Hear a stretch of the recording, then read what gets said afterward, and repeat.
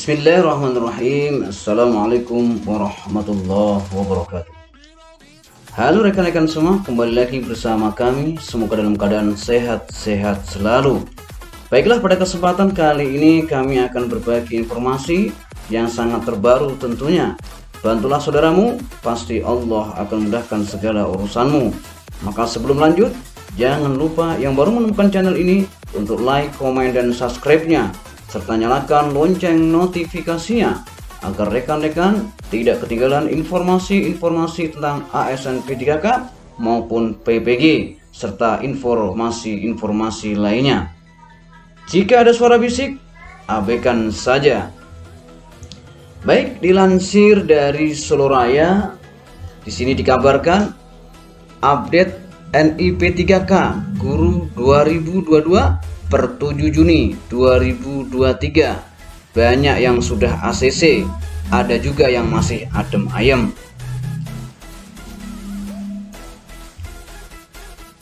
Kita lanjut.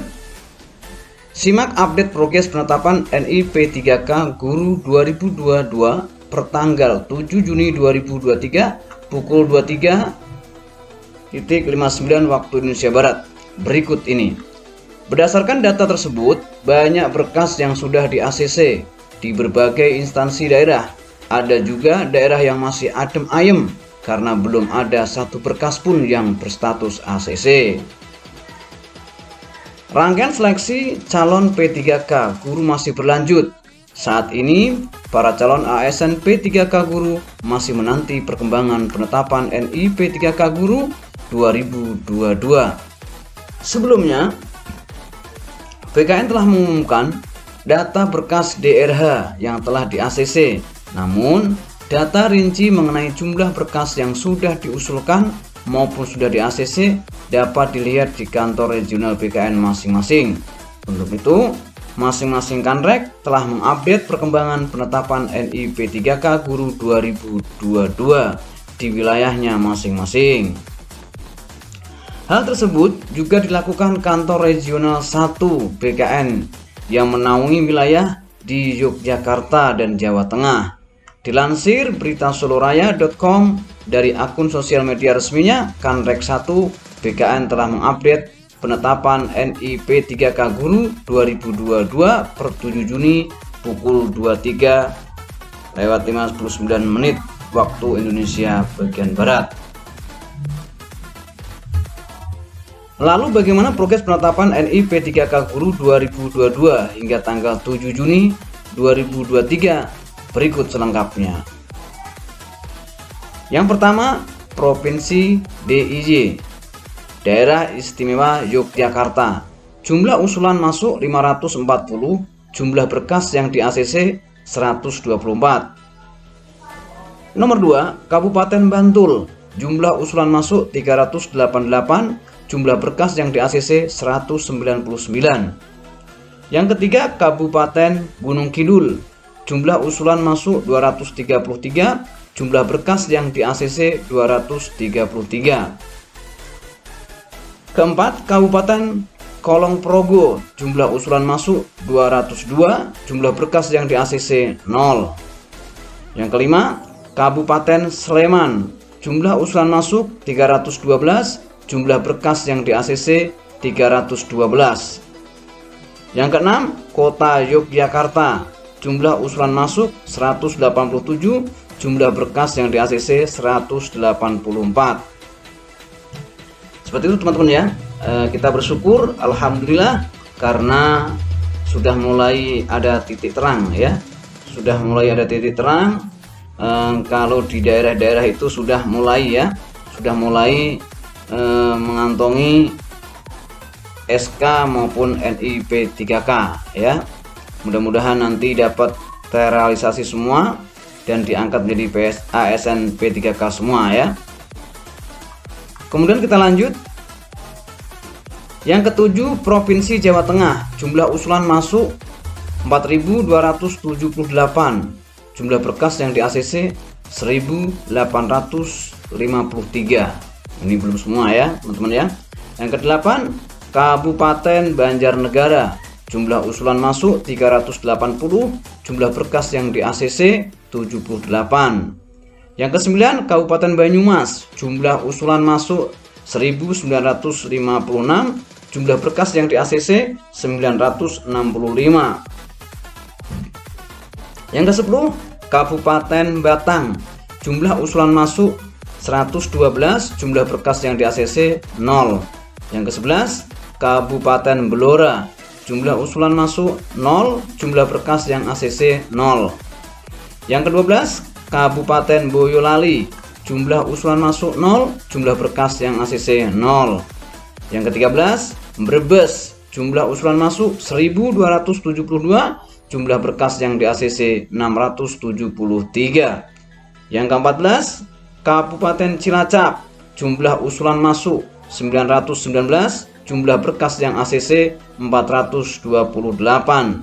Yang 15 Kabupaten Demak, jumlah usulan masuk 315, jumlah berkas yang ACC 238.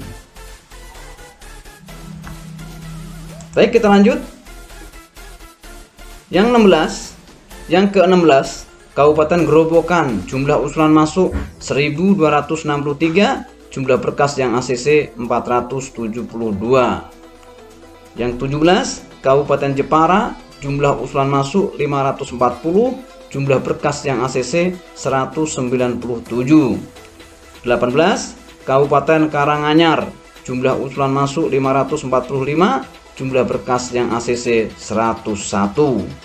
19 Kabupaten Kebumen, jumlah usulan masuk 438, jumlah berkas yang ACC 19.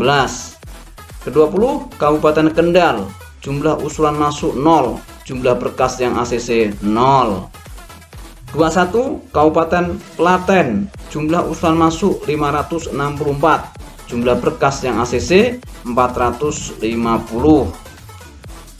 22 Kabupaten Kudus, jumlah usulan masuk 407, jumlah berkas yang ACC 407. Kabupaten Magelang, jumlah usulan masuk 744, jumlah berkas yang ACC 743. 24 Kabupaten Pati, jumlah usulan masuk 656, jumlah berkas yang ACC 96. Ya, mudah-mudahan nanti dapat terlaksana semua ya. Ini kan rek 1 tadi ya. Kemudian kita lanjut.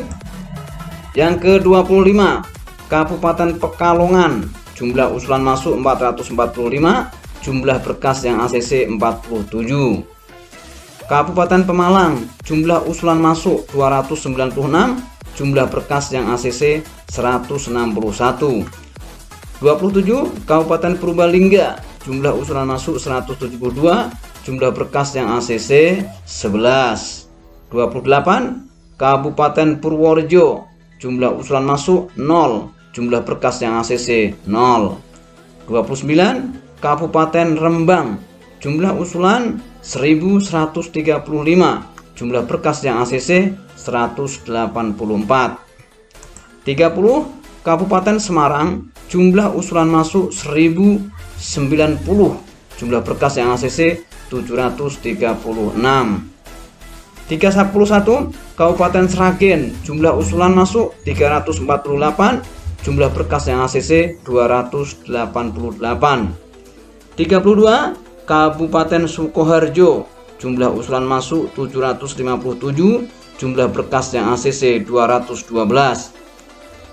Kabupaten Tegal, jumlah usulan masuk 1453, jumlah berkas yang ACC 625. 34 Kabupaten Temanggung, jumlah usulan masuk 469, jumlah berkas yang ACC 94.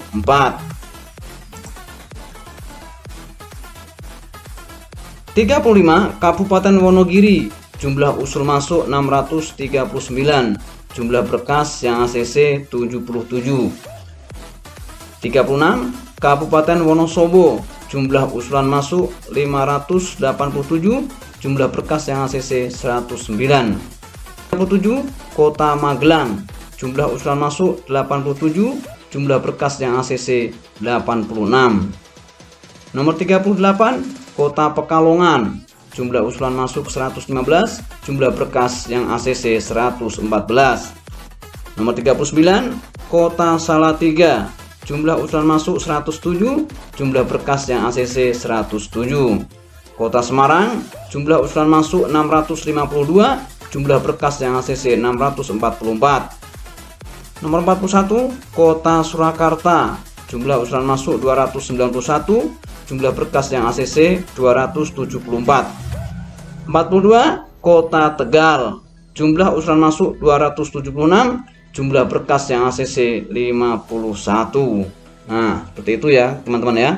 Ini updatean terbaru dari Solo Raya ya. Mudah-mudahan nama-nama daerah tadi yang disebutkan tetap bersabar ya yang belum ya, karena masih dalam proses ya, masih banyak yang belum, jadi mohon bersabar karena pemerintah juga masih dalam bekerja ya, siang malam mengusahakan agar tetap selesai bulan Juni semua.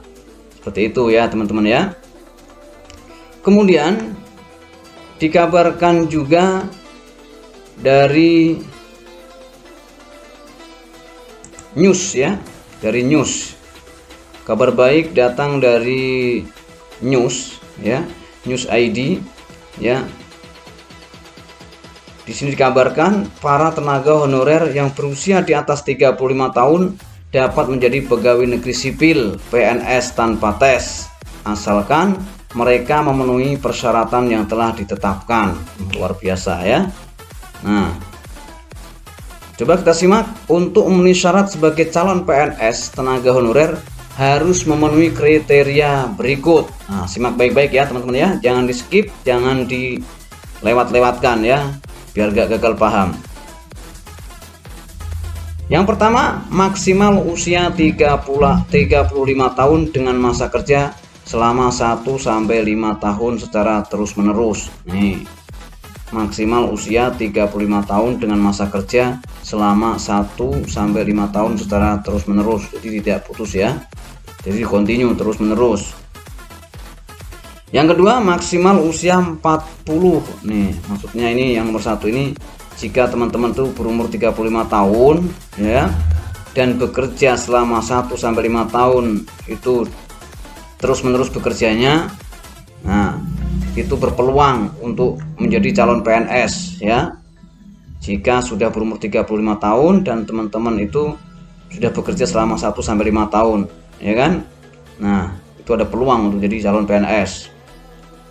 Yang kedua, maksimal usia 40 tahun dengan masa kerja selama 5-10 tahun secara terus-menerus. Nah, ini juga sama, jika teman-teman itu sekarang umur 40 tahun dan masa kerjanya sampai dari 5-10 tahun, nah itu juga berpeluang untuk menjadi calon PNS.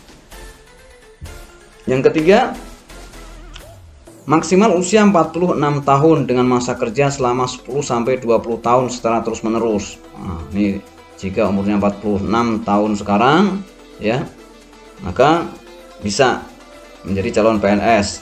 Yang keempat, maksimal usia 46 tahun dengan masa kerja 20-20 tahun atau lebih secara terus-menerus. Nah, seperti itu teman-teman ya. Apabila semua persyaratan tersebut terpenuhi, maka tenaga honorer di atas 35 tahun berpeluang besar untuk diangkat menjadi PNS. Tuh ya teman-teman ya, kabar baik dari news.com ya. Mudah-mudahan ini benar-benar kabarkan dari News ID ya. Mudah-mudahan ini kabar baik buat teman-teman semua yang sudah umurnya sudah 35 tahun sampai 46 tahun ya. Jadi 35 sampai 45 tahun jika bekerjanya terus-menerus sesuai dengan persyaratan ini ya yang saya bacakan tadi, maka berpeluang untuk menjadi calon PNS ya. Seperti itu. Terus kemudian dikabarkan juga dari JPN. Nah, ini JPN, DPR RI sebut 1 juta P3K semestinya jadi prestasi, bukan malah korbankan banyak honorer.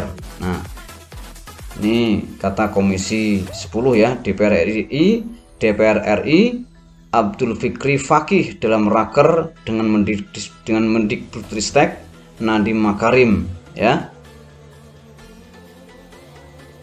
Dilansir dari cpn.com Jakarta, Wakil Ketua Komisi 10 DPR RI Abdul Fikri Fakih kembali melontarkan kritik kepada Menteri Pendidikan Kebudayaan Riset dan Teknologi ya, Bapak Nadiem Makarim.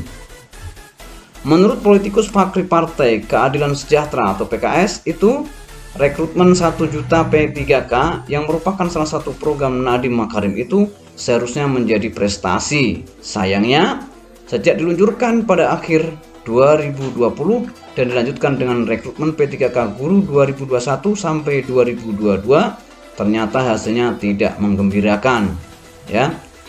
Program 1 juta P3K ini semestinya jadi prestasi, tetapi malah banyak korban guru honorer, kata Fikri dalam rapat kerja Raker Komisi 10 DPR RI bersama Mendikbudristek Bapak Nadiem Makarim Jumat tadi berarti ya.